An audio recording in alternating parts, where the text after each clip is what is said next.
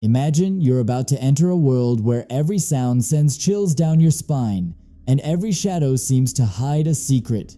Tonight, we're going on a journey, not just any journey, but one that will test your courage and keep you on the edge of your seat. As you listen, you'll not only improve your English, but also discover the thrill of storytelling in its most chilling form. But before we begin, make sure you subscribe to Speak English Fluently so you never miss a chance to learn and be entertained. Trust me, you won't want to face this story alone. It was a cold, stormy night when 5 friends, Jack, Emma, Liam, Sophia, and Noah, decided to explore the old, abandoned house that stood on the hill at the edge of town. The house had been empty for years, and the townspeople always whispered about strange noises and flickering lights seen in its windows. Some said the house was haunted by the spirits of a family who had mysteriously vanished many years ago. But Jack, who loved adventure, convinced his friends to join him in exploring the creepy house. "It's just a story," he said. "There's nothing to be afraid of. It'll be fun." As they walked toward the house, the wind howled through the trees, making the leaves rustle eerily. The path leading to the house was overgrown with weeds, and the once beautiful garden was now wild and tangled. The front gate, which had once been strong and welcoming, was now rusty and hanging off its hinges. It creaked loudly as Jack pushed it open, and the sound echoed in the still night air, making them all shiver. The house itself was dark and silent, with broken windows and a sagging roof. It looked as if it hadn't been touched for decades, and the thought of entering it sent a chill down their spines. The front door was slightly ajar, and Jack pushed it open with a loud creak. The hallway inside was dark and smelled of dust and decay. The air was cold, and it felt as if the house was holding its breath, waiting for something. The floorboards creaked under their feet as they stepped inside, and the sound echoed through the empty house. The walls were lined with old, faded portraits of people who looked stern and serious. Their eyes seemed to follow the group as they walked past, and it felt as if the portraits were watching them, judging them for daring to enter the house. Jack led the way, his flashlight barely piercing the darkness. The others followed closely behind, their nerves on edge. "Are you sure this is a good idea?"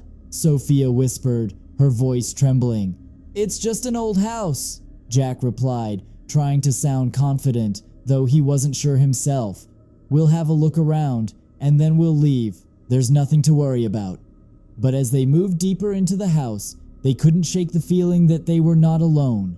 The air was thick with a sense of unease, and every sound seemed amplified in the silence. They reached the end of the hallway and found themselves in a large open room. The furniture was covered in white sheets, and a thick layer of dust coated everything. The windows were boarded up, allowing only slivers of moonlight to filter through the cracks. In the center of the room was a grand piano, its keys yellowed with age. Emma, who had always loved music, couldn't resist the urge to lift the cover and press one of the keys. A low, haunting note filled the room, echoing off the walls. It sent a chill down their spines, and they all stood still, waiting for something to happen. But nothing did. The note faded away, leaving the room in silence once more. "Let's keep moving," Jack said, trying to shake off the eerie feeling that had settled over them. They explored the first floor, moving from room to room. Each room told a story of a time long past. Faded photographs on the walls, old books gathering dust on the shelves, and furniture that had once been luxurious but was now falling apart. It was as if the house had been frozen in time, abandoned in a hurry, and left to decay. The longer they stayed, the more uneasy they felt, as if the house was watching them. As they entered what appeared to be the dining room, they noticed that the table was still set for dinner. Plates, glasses, and silverware were arranged neatly, though everything was covered in dust. It was as if the family had been about to sit down for a meal when something happened that caused them to leave suddenly. "This is so strange," Noah said, looking around with a frown. It's like they just vanished into thin air. Maybe they did, Liam said with a nervous laugh, but no one else found it funny. They left the dining room and made their way to the kitchen, where the air was even colder. The old stove, refrigerator, and cabinets were still there, though they were all in a state of disrepair. The refrigerator door was slightly open, and when Jack peeked inside, he found nothing but darkness. The air was thick with the smell of mildew and decay, and the floor was covered in dirt and debris. Suddenly, they heard a loud noise from upstairs, a thud, followed by the sound of something heavy being dragged across the floor. They all froze, their eyes wide with fear. "What was that?" Emma whispered, her voice barely audible. "I don't know," Jack replied, his heart pounding in his chest, "but we need to find out." "Are you crazy?" Sophia said, her voice rising in panic. "We should get out of here." But Jack was already heading toward the staircase, his curiosity getting the better of him.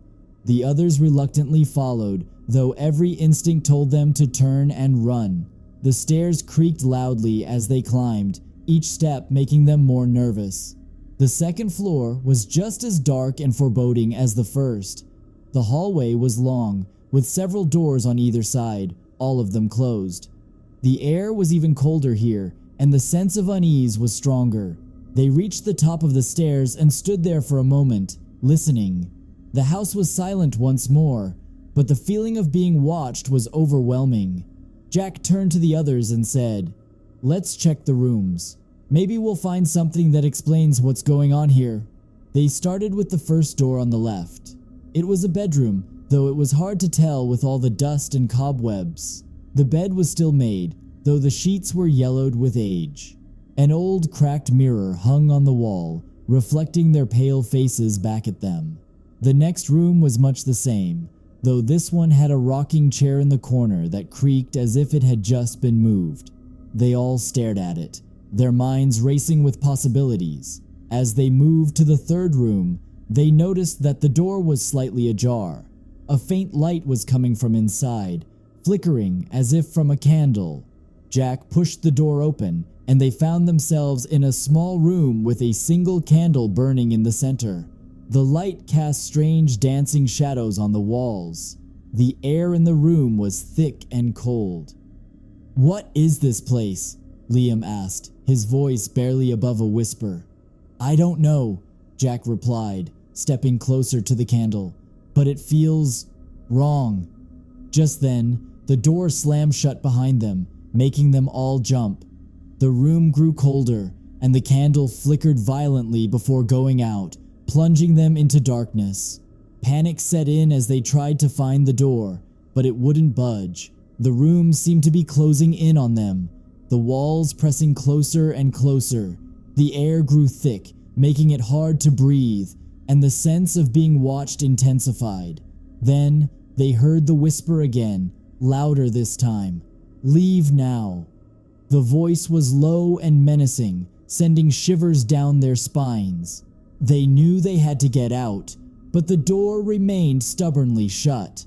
Suddenly, the candle relit itself, and in the dim light, they saw something that made their blood run cold. A shadowy figure stood in the corner of the room, its eyes glowing red. It was tall, with long, bony fingers that reached out toward them.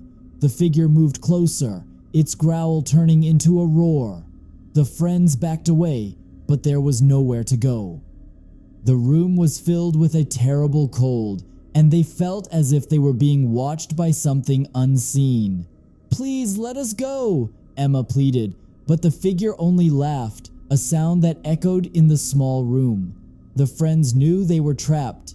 The figure moved closer, its eyes burning with an eerie light. Just as it reached out to touch them, the door flew open, and they ran out of the room as fast as they could. They stumbled down the stairs, their hearts pounding in their chests. They didn't stop until they were outside, gasping for breath. The house loomed behind them, dark and silent once more. "What was that?" Liam gasped. "I don't know," Jack said, his voice shaking, but I don't want to find out." The friends didn't look back as they ran down the hill, away from the house and its terrible secrets. They knew they would never forget what they had seen, and they swore never to go near that house again. But as they reached the safety of the town, they heard the whisper one last time, carried on the wind, "I'll be waiting." The friends never spoke of that night again, but they knew the house on the hill was still there, waiting for its next visitors. As the years passed, the town grew quiet and the house remained abandoned. But some nights, when the wind blew just right, people claimed they could still hear the whisper, calling out to anyone brave enough to listen. So if you ever find yourself near an old, abandoned house on a dark night, remember the story of Jack, Emma, Liam, Sophia, and Noah. And whatever you do, don't go inside, because some doors, once opened, can never be closed. The friends' lives changed forever after that night. They became more distant, unable to shake the feeling that they were being watched. Jack, who had always been the bravest, started having nightmares, dreams where he was back in that house, trapped in the room with the shadowy figure. He would wake up in a cold sweat, the whisper echoing in his ears. Emma, who had been the most terrified, refused to speak about what happened. She withdrew from the group, spending most of her time alone. The music that had once brought her so much joy now felt hollow and empty. Liam tried to forget the whole thing, convincing himself that it was just their imagination, that there was a logical explanation for everything. But deep down, he knew the truth, that what they experienced was real, and it would haunt him for the rest of his life. Sophia and Noah remained close, finding comfort in each other's company. They tried to move on, but the memory of that night lingered, a shadow over their lives. Years went by, and the friends grew older, but the house on the hill remained the same, dark, silent, and filled with secrets. It was as if time had forgotten it, leaving it to rot away in solitude. But the town hadn't forgotten, and neither had the friends. One day, a new family moved into the town. They were outsiders, unaware of the house's reputation. The father, Mr. Thompson, was a wealthy businessman, and he was immediately drawn to the old house. He saw potential in its decayed beauty and decided to restore it to its former glory. The townspeople tried to warn him, but Mr. Thompson dismissed their concerns as mere superstition. He was determined to make the house his own, to give it new life. Workmen were hired, and the restoration began. The house was cleaned, the walls were repainted, and new furniture was brought in. The windows were unboarded, and light once again filled the rooms. But as the work progressed, strange things began to happen. Tools went missing, only to be found in odd places. Lights flickered on and off, and doors opened and closed by themselves. The workmen reported hearing whispers, but Mr. Thompson brushed it off as nonsense. One evening, as the sun was setting and the workmen had gone home, Mr. Thompson decided to explore the house by himself. He walked through the newly restored rooms, admiring the craftsmanship. The house was beautiful once more, a testament to his vision. But as he climbed the stairs to the second floor, he felt a chill in the air. The hallway was dark, the only light coming from the faint glow of the moon through the windows. He reached the top of the stairs and saw that one of the doors was slightly open, a flickering light coming from inside. Curious, Mr. Thompson approached the door and pushed it open. Inside, he found a small room with a single candle burning in the center. The light cast strange shadows on the walls, and the air was thick with a sense of unease. As he stepped into the room, the door slammed shut behind him, and the candle flickered out. The room was plunged into darkness, and Mr. Thompson felt a cold hand on his shoulder. He spun around, but there was no one there. The room was empty, but he could feel a presence, something watching him from the shadows. Then he heard the whisper, "Leave now." Mr. Thompson's heart raced as he tried to find the door, but it wouldn't open. The room grew colder, and the whisper grew louder. more insistent. "Leave now!" He felt a surge of panic as the walls seemed to close in on him. The air was thick, making it hard to breathe. Just as he thought he couldn't take it anymore, the door flew open and he stumbled out of the room, gasping for breath. He didn't stop running until he was outside, the cold night air hitting his face. He looked back at the house, its windows dark and silent, and knew that he had made a terrible mistake. The restoration was abandoned, and the house was left to decay once more. The Thompsons moved away, leaving the town and its secrets behind.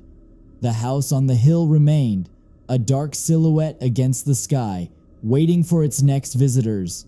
And the townspeople knew that as long as it stood, the whisper would continue, calling out to those who dared to enter. Jack, Emma, Liam, Sophia, and Noah never returned to the house, but they couldn't escape its grasp. The nightmares continued, the memories haunted them, and the whisper echoed in their minds. And so the house on the hill became a legend, a place of mystery and fear. But one thing was certain: those who entered its doors would never be the same. The house waited, and the whisper grew stronger, ready for the next brave souls to cross its threshold. But this time, it wouldn't let them leave so easily. And as the wind howled through the trees and the moon disappeared behind the clouds, the house stood tall, its secrets buried deep within its walls, waiting for the day when the whisper would be heard again. The end. But before you go, remember, this is just one of many thrilling stories we have to share. To continue improving your English and to be entertained with more spine-chilling tales, make sure you subscribe to Speak English Fluently. Who knows what stories await you next?